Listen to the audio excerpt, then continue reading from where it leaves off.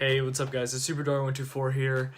It's been quite a while, like almost 2 months since I last uploaded, and today's February 28th, the last day of February for this year, and I wanted to take this video to try to address two major gaming things that happened this month specifically for Nintendo, which was the Nintendo Direct that came out on the 13th and the Pokemon Direct that came out yesterday. So admittedly, I haven't watched the Direct, the one at the beginning of February, for quite some time, and I recently watched the Pokemon one again, and I also saw it when it was being broadcasted live yesterday. So I pulled up a couple of websites, a couple articles that just had some main points about what was discussed, and I'm just going to go ahead and run through them and kind of give my comments on them.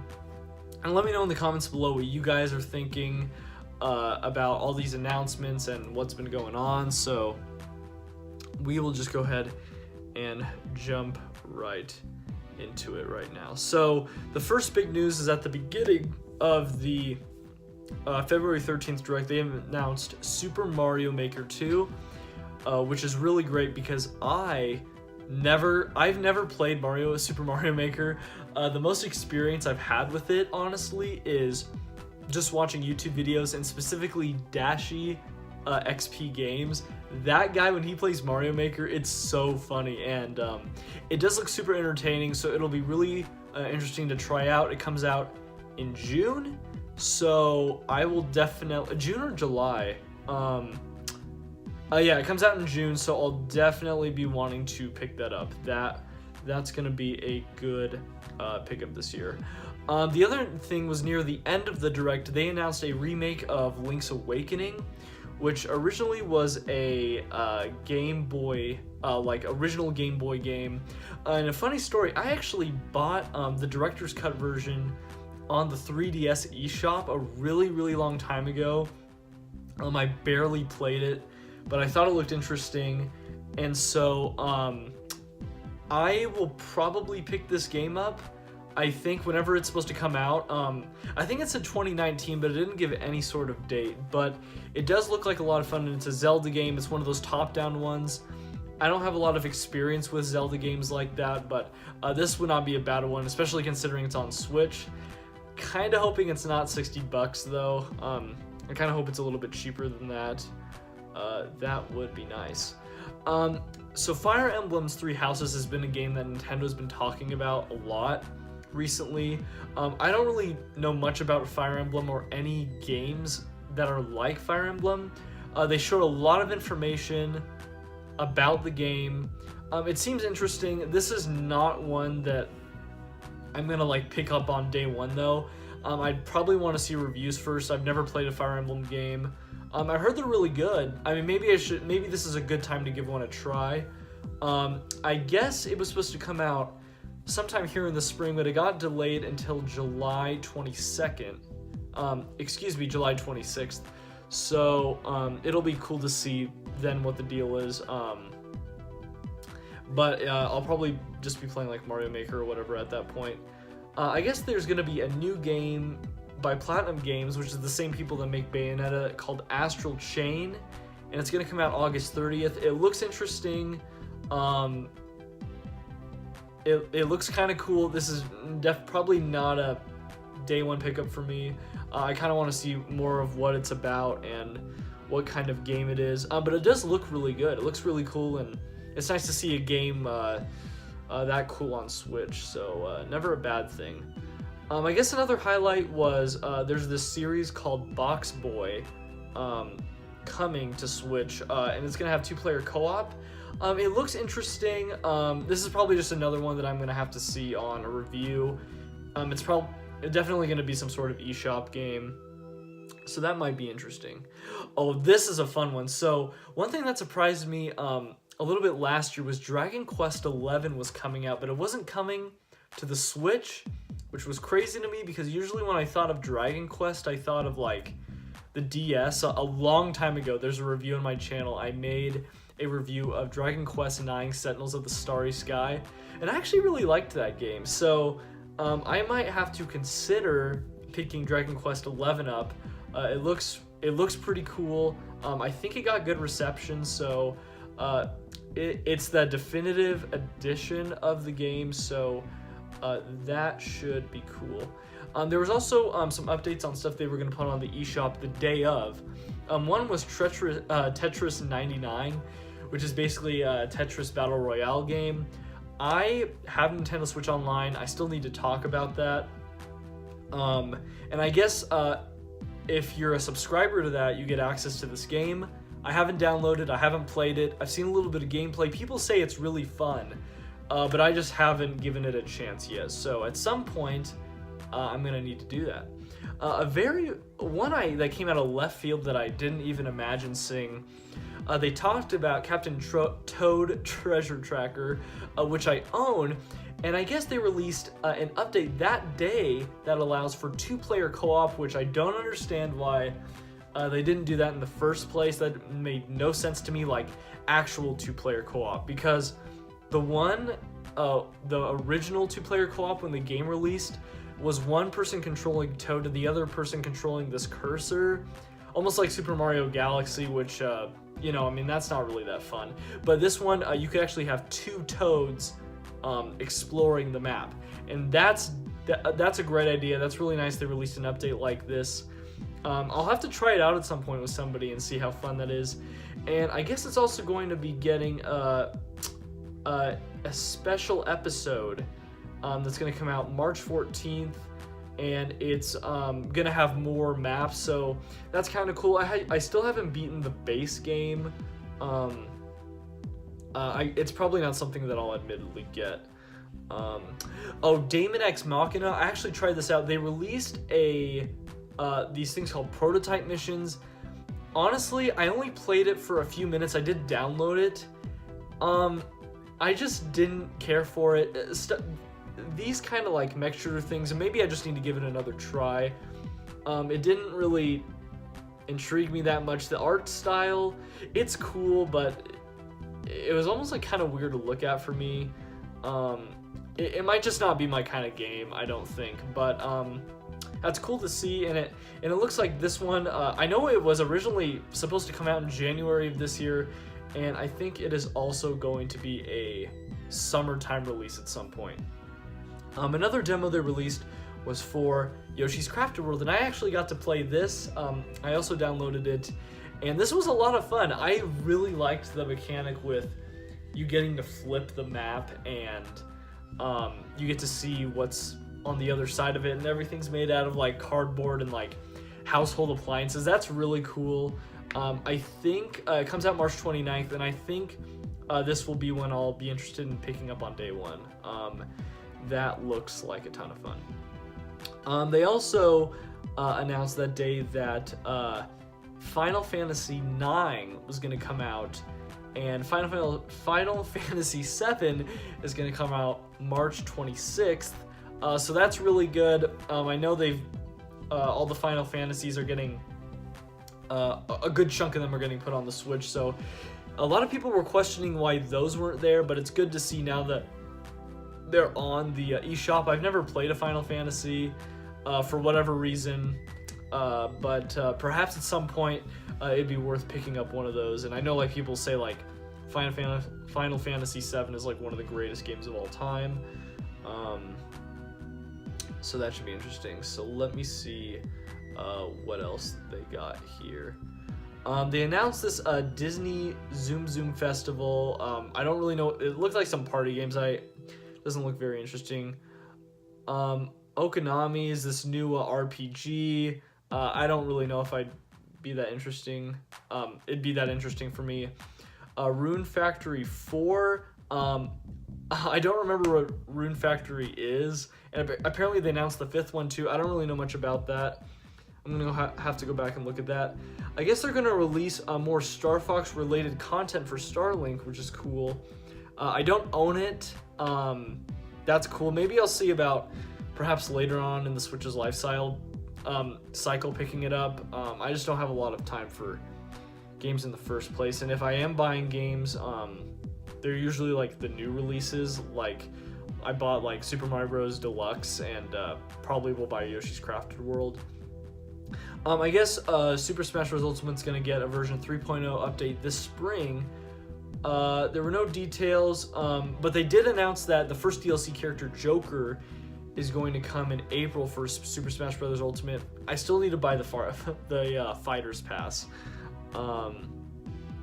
Still gotta do that, yeah. And here's a bunch of other announcements. Marvel Ultimate Alliance 3, The Black Order. That looks a little bit interesting. It's coming out this summer. I'll probably want to see reviews. Bloodstained Ritual of the Night Summer. I don't know much about that game. Dragon Quest Builders 2 is coming out July 12th. I heard the first one was really good and a lot of fun. Apparently there's a demo for that one. I should really try it out because I didn't. Dead by Daylight is coming in fall. That looks like a cool game, kind of a more mature horror game. The Switch can definitely use a little bit more of those. Deltarune, I don't remember what that is, to be honest. It's coming out February 20. Oh my gosh, it came out today, February 28th, yeah. Grid Autosport is coming out in the summer. That's just a more realistic racing game. I love Mario Kart. I've always liked kart racers a lot more than like the really realistic ones, so probably won't be buying that. Hellblade Senua's Sacrifice is coming out in spring. I don't know what that's about, and maybe I'll see it on somebody's channel. Mortal Kombat 11, that is an awesome thing that's coming to Switch. Coming out April 23rd. That might be a pickup. Might. Mortal Kombat, I've had some fun with it, but I really like Smash Bros. A lot more, so we'll see about... Like, I like the Smash Bros. Type fighting more than, like, the Mortal Kombat Injustice, like, one-on-one type fighting, so, maybe. Unravel 2 is going to come out March 22nd. I've heard that's kind of a cool little, small-budget game. I've seen it. I remember Xbox used to talk about Unravel a lot. That's kind of cool. Oh, and this makes me so happy. So, I guess Assassin's Creed 3 Remastered is going to come on May 21st to Switch, and this makes me so happy. This was the first and only Assassin's Creed game that I ever completed. It was the first one I played, and it's the only one I ever completed. And apparently this remastered comes with all the DLC that the previous, that Assassin's Creed 3 had when it originally came out. And I never got to play any of that DLC, so I think I'm going to pick this up. I had a ton of fun with that game. That should be really, really interesting. And Chocobo's Mystery Dungeon, Everybody, is coming out March 20th. I don't know what that one's about. That is kind of interesting. So, overall, I thought this was a pretty decent direct. I think I was a little bit let down about them not having, like, talking about Luigi's Mansion or Animal Crossing, or there's been rumors about a Metroid Prime trilogy coming out to help us wait for Metroid Prime 4, which got delayed last month. I don't really know what the situation with this. Perhaps they're saving it for another direct in a few months, or they're just going to save it for E3. That would be kind of cool to know, but I guess that's chill. But yeah, really some really cool titles here. Mario Maker 2. The ones that stand out to me the most are Mario Maker 2, the Link's Awakening remake, Dragon Quest 11 looks cool. Definitely want to play it. Yoshi's Crafted World, I'll probably be picking that up on the day it comes out. Had a lot of fun with the demo for that. And also Assassin's Creed 3 Remastered. Alrighty, so now after talking about the February 13th Direct, let's move on to the Pokemon Direct that came yesterday. By the way, the article I got all that information off about the February 13th Direct, it's called Everything That Happened in Today's Nintendo Direct on Kotaku, and it was published by Chris Kohler on that day. So this next article is coming from a website called Screen Rant, and the name of the article is Pokemon Everything We Learned from Nintendo Direct by Anthony Gramuglia, something like that. So alrighty, so let's just jump right into this. So the name of the games, Pokemon Sword and Shield. I was actually just talking to my friend about this the other day, that Pokemon seems to always have these like contrast names, like, you know, black, white, diamond, pearl, gold, silver, or they just have like the colors like red and blue. Even that contrast though a little bit. And they'd always been, or like even for Sun and Moon, like those are like two opposite contrasting things. And it was like elemental, just like Sun and Moon, or like Ruby and Sapphire, you know, colors or like elemental things, has kind of been how it's been. I guess the only new one that's different is like this like Let's Go stuff with Pikachu and Eevee. That's kind of different. But Sword and Shield, I'm not really feeling the names that much. I mean, it's not horrible. But I can already tell you, just based on like the names, I'm probably gonna go with Sword. I think that just sounds a lot better than Shield. I don't know. It just doesn't really resonate with me that well. The next one, it's called the Galar region. This region looks very cool. Looks like there's like a variety of environments. The thing is, a lot of people have said that it's based on like Britain, like the United Kingdom. My brother recently watched the direct with me. He said when he first saw it, he thought it was like Germany, or you know, it has like some sort of European vibe to it. So I guess we'll find out later, potentially what it was like really based off of. The map that they showed looks a little concerning to me. I don't know if I'm just not used to seeing a new region, but when I initially saw it, I almost thought it looked really like small, or it's more linear-ish. Like it's like a big line instead of like it being this giant landmass that traditionally the other Pokemon games, or at least a lot of them, have been like. But obviously I have to actually play the game, and maybe this picture can only do so much justice, so maybe the game's a lot bigger and I'm just getting the wrong vibes out of it. But that's what I thought when I originally took a look at the map. I guess he wrote, it's also appealing to old veteran fans and fans of the Let's Go, Pikachu and Eevee. Yeah, it just kind of looks like the art style, perhaps some of the controls are probably just going to be very similar to Let's Go Pikachu, Let's Go Eevee, so that's not very surprising at all. Oh yeah, and these starters are crazy. So yeah, there's a Grookey, the monkey that's the grass type starter, Scorbunny, which is the fire type starter, and there's Sobble, which is the water type starter. I think these starters look pretty good. Yeah, they look pretty good. The two that are the most standout to me are Grookey and Sobble. Scorbunny, I'm not really feeling that much. When I first started playing Pokemon games, I was really into the grass types, and then as I progressed through them, I got more into the fire types. I never really gave water too much of a chance, but I think with this game, and maybe my mind will change, Grookey and Sobble are the most attractive options at the moment. So I guess we'll just see when the game comes. But yeah, I think they're okay. Nothing hugely special. It's just also confirmed that it's coming to the Nintendo Switch, which is not surprising. Based on the Let's Go games only being released on the Switch, it's clear that Nintendo, this being a hybrid console, they just want to put all their series on it and just have everybody on one platform on the Switch. I think that's a smart move. The Switch already has a great install base.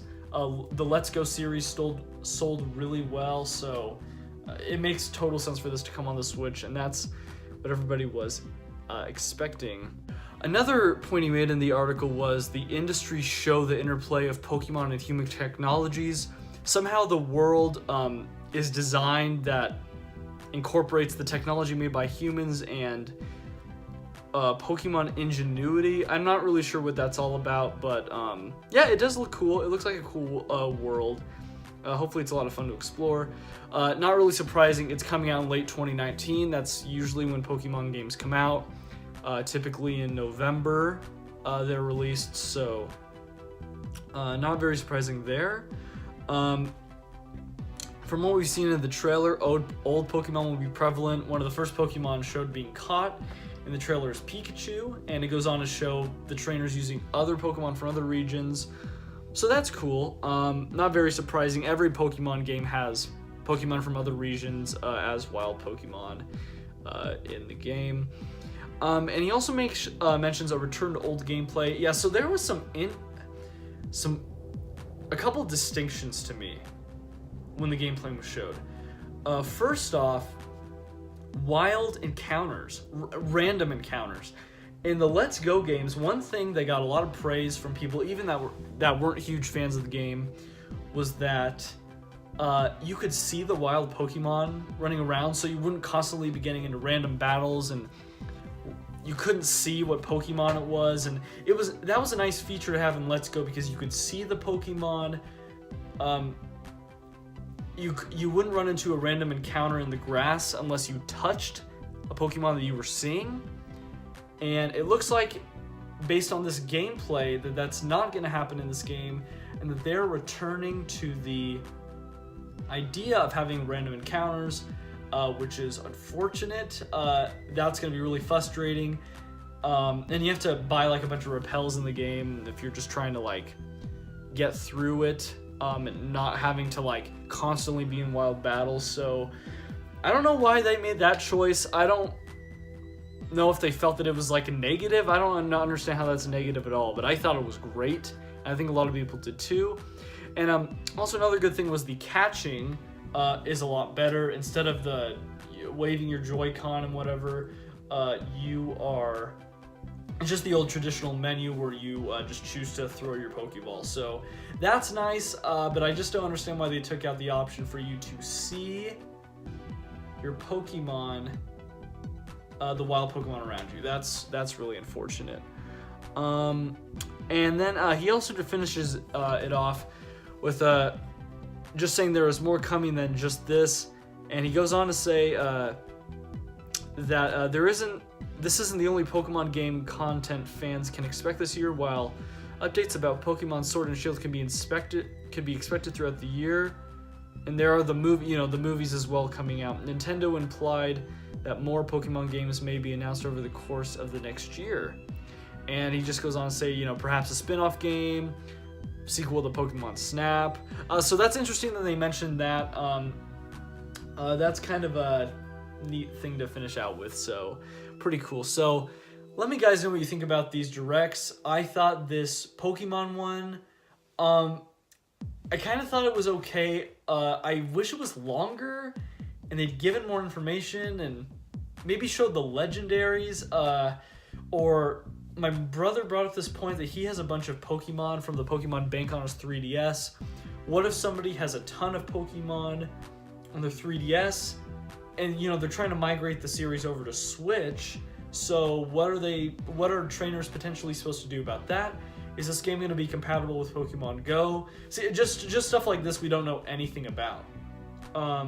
So it'll be good to see in another direct, or perhaps during E3, they can address this, because it was cool that we got to see the name of the region, we got to see the starters, a little bit of the gameplay and the environments, but I really just would want to know more information right now about it. And so, yeah, let me guys